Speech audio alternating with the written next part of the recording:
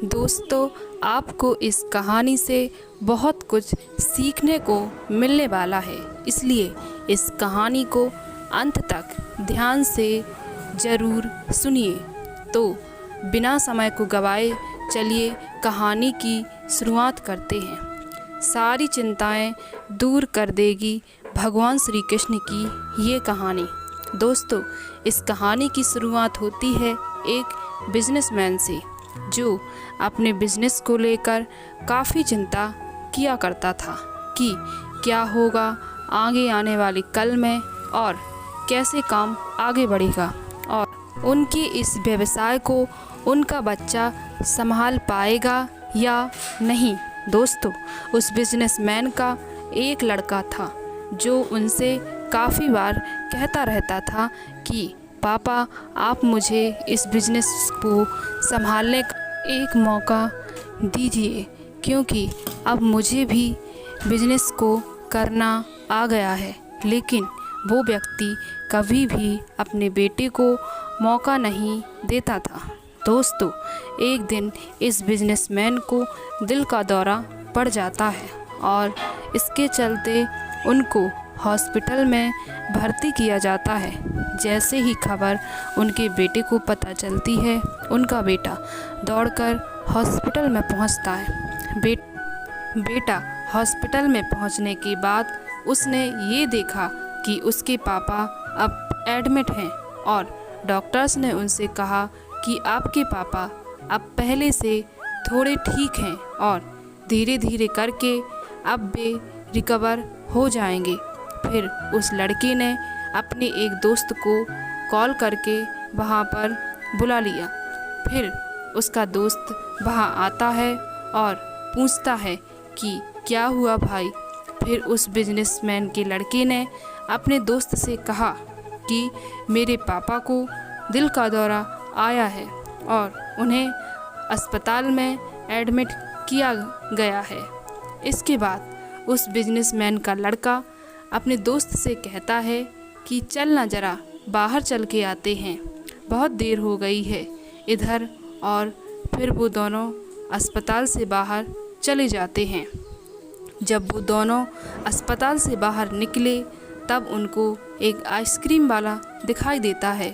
फिर उस बिजनेसमैन के लड़के ने अपने दोस्त से कहा कि भाई आ जाओ, आइसक्रीम खाते हैं। ये बात सुनकर उसका दोस्त थोड़ा चौंकता है और मन ही मन कहता है कि अरे ये क्या पागलपन है, पापा अंदर भर्ती हैं और ये यहाँ पर आइसक्रीम खाने की सोच रहा है। फिर उन दोनों ने आइसक्रीम खरीद ली और वे दोनों आइसक्रीम खाने लगे। लेकिन उसका जो दोस्त था ना, उससे ये रहा नहीं गया और उसने अपने दोस्त से पूछ लिया कि भाई, मुझे समझ नहीं आ रहा है कि तुम्हारे बिजनेस का आगे क्या होगा और तुम्हारे पापा की तबीयत भी ठीक नहीं है और तू यहाँ आइसक्रीम खा रहा है, मुझे कुछ समझ नहीं आ रहा है। फिर ये जो बिजनेसमैन का लड़का था ना, और उसने जो बात कही उसे आप ध्यान से सुनिएगा। उसने अपने मित्र से कहा कि मुझे ये मालूम है कि तू ये सोच रहा होगा कि मेरे पापा एडमिट हैं और मैं यहाँ आइसक्रीम खा रहा हूँ और मज़े चल रहे हैं, पर ऐसा कुछ नहीं है। मैं भगवान श्री कृष्ण का बहुत बड़ा भक्त हूँ और उनकी दो बातें हमेशा अपनी ज़िंदगी में याद रखता हूँ। पहली बात जो हम सबको पता है कि काम करना है और फल की चिंता नहीं करनी है, इसलिए जो होगा देखा जाएगा। मैं सिर्फ अपने काम पर फोकस करूँगा और बिजनेस भी अच्छा चलेगा। दूसरी बात, वो लड़का अपने दोस्त से कहता है कि मैं तुम्हें भगवान श्री कृष्ण की कहानी सुनाता हूँ, जो तुम्हें दूसरी बात क्या है वो अच्छी तरह समझाएगी। भगवान श्री कृष्ण की जो पत्नी थी, जिसका नाम रुक्मणी था, उनको जब पहला बेटा हुआ था तो उनका नाम प्रद्युम्न रखा गया था और प्रद्युम्न के जन्म के 10 दिन पश्चात प्रद्युम्न का अपहरण हो गया था। प्रद्युम्न के अपहरण के कारण रुक्मिणी नाराज और उदास रहने लगी थी कि क्या हो गया है। भगवान श्री कृष्ण रुक्मिणी जी से कहते थे कि चिंता मत करो, क्योंकि प्रद्युम्न जहाँ पर भी है वहीं पर ठीक होगा। लेकिन इतना समझाने के बावजूद भी रुक्मिणी अपने बच्चे की चिंता में उदास और निराश रहती थी और इस तरह चिंता करते करते रुक्मिणी जी के 18 साल बीत गए।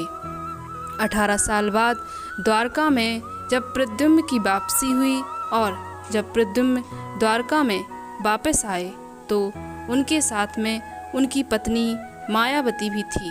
अब समस्या ये भी थी कि मायावती की उम्र प्रद्युम्न से 20 साल ज़्यादा थी।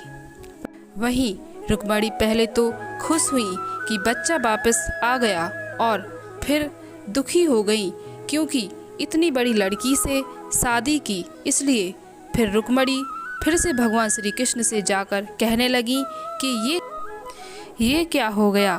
फिर भगवान श्री कृष्ण ने माँ रुक्मिणी जी से कहा कि जो हो गया उसे स्वीकार कर लो और आगे बढ़ो, चिंता मत करो।